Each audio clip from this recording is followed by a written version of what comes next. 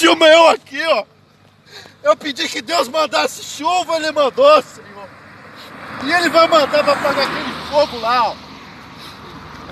Eu implorei, Deus, que ele mandasse chuva, Senhor misericordioso. E ele mandou. Eu confio no meu Deus. Eu confio no meu Deus. Ele não há de me desamparar neste momento, Senhor. Este momento de angústia. Vendo a ferramenta de trabalho queimar lá, ó. Do nada. Do nada.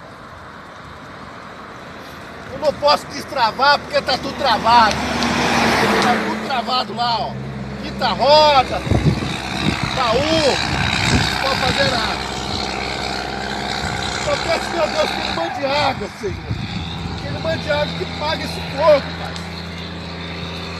Não queima esse baú, que eu não queimo o que tem dentro dele, meu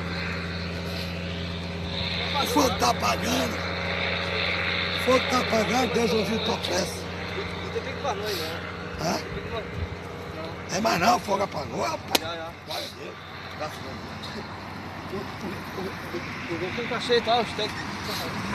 Já estourou um, acho que de lá não estourou ainda não. Boa, é fé que o cara tem, né, cara?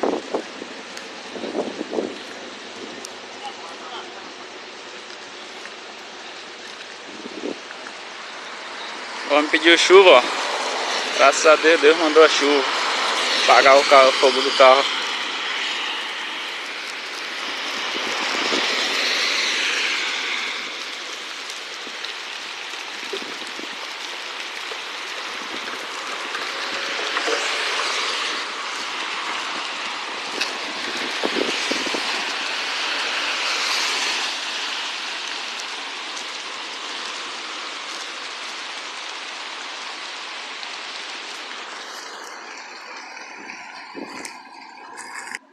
Você tem fé. Eu tenho Você fé, pediu e eu cara. ouvi, cara.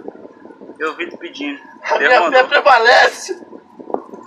Porque eu acredito no meu Deus. Olha, eu pedi a chuva, olha. Ele mandou a chuva. Então nós temos que ter fé. Nós temos que ser humilde. Sabe por causa de quê? Não parou um caminhoneiro aqui, ó. Poucos pararam. Entendeu, cara? Eles passam direto. Passam direto. Não pergunta se tá precisando do extintor, de um facão, de um machado. Não pergunta nada. A falta de união do caminhoneiro, do motorista, do pai de família desesperado como eu tô aqui agora.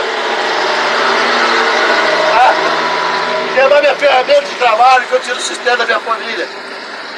É isso aí.